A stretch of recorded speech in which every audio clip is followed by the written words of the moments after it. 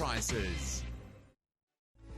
Welcome back to the show. He was the man with the golden tonsils, a titan of talkback radio, and just an all-round legend. Independent MP Monique Ryan and chief political correspondent for the Sydney Morning Herald and The Age, Paul Sakal, joining me now. Good morning, guys. Nice to see you. John Laws, Monique, he carried some real political clout. I'm not sure we will see that kind of influence ever again. I think those times have gone, actually, Carl. I think those big DJs were always bigger in New South Wales and Queensland than they were perhaps in Victoria, but they were really emblematic of the time. I guess we have social media influences and it's a different time in the media landscape, but Laws was an absolute titan of the media landscape in Australia for a long time, had very close relationships with so many influential politicians.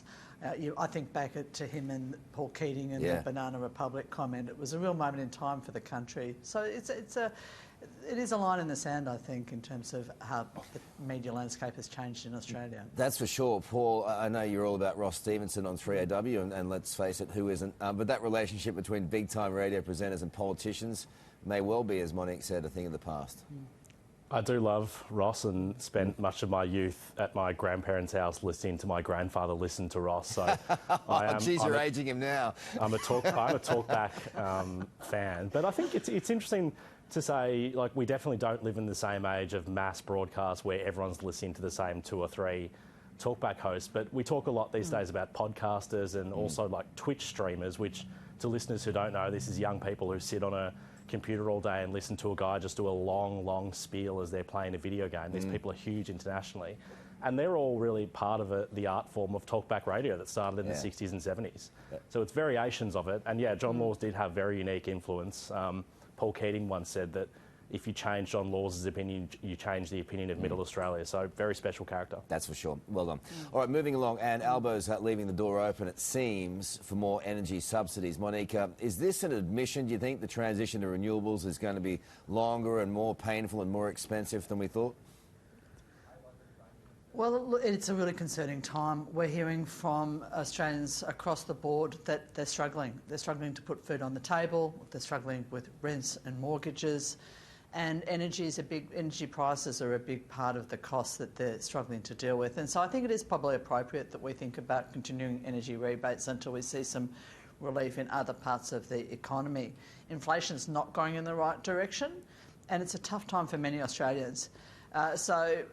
Yeah, I think you can't just keep we have to make that right? transition. And no, but at the same time, we can't keep arguing about how we're going to make the energy transition, which is what the coalition are doing at the moment. They've got no idea how they're going to address these really significant challenges for the country, like how we're going to bring energy prices down. I think we also need to talk about tax reform, and we need to think about other parts of the other settings within the economy which are going to give Australians some relief over the next few years, because things have not gotten easier for the average Australian. Well, people are struggling, there's no doubt about that. And Paul, when will we stop spending? Or maybe Albo's hoping Aussies don't care about the government debt.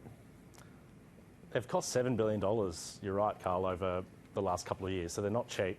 And they're a telltale sign that the energy system is broken, because you can say renewables are the cheapest form of energy all you want, and at a wholesale level they are, but it costs a lot to get them out to households because transmission's expensive. So it blows apart the government's argument that they are running a smooth transition to clean energy, and the coalition has a big opportunity here to put pressure on the government, but they're a bigger mess themselves. I think the government wants to take these off, and I think you'll see them start to taper off in May-EFO in December or go away altogether. But there will be political cost to that. There will. OK, this all as the Liberal showdown looms. Senator Andrew Bragg threatening to quit Susan Lee's front bench if she abandons net zero. Monique, what an absolute mess. It was a horrible week for the coalition. And you know what? They've gone up in the polls. So maybe chaos is the answer. It's all going well. Oh, look, I think it's rearranging the deck chairs on the Titanic, really, these arguments about the Liberal leadership. The reality is that they're not talking about policy. They're not talking about the things that matter to Australians. For example, the cost of electricity and the cost of housing. They're talking about themselves.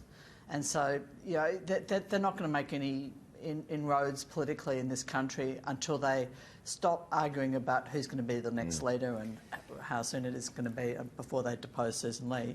And they start talking about the things that Australians care about. Paul, rearranging the deck chairs on the Titanic, that's going to get some play. That's going to get some play. Monique, funnily, I know that Josh Frydenberg sometimes watches this show in the gym and as he's getting ready for his kids' schooling. Do you think he's sitting there thinking... Good morning, Josh. Do you reckon he's thinking, I'm on my way back after all this?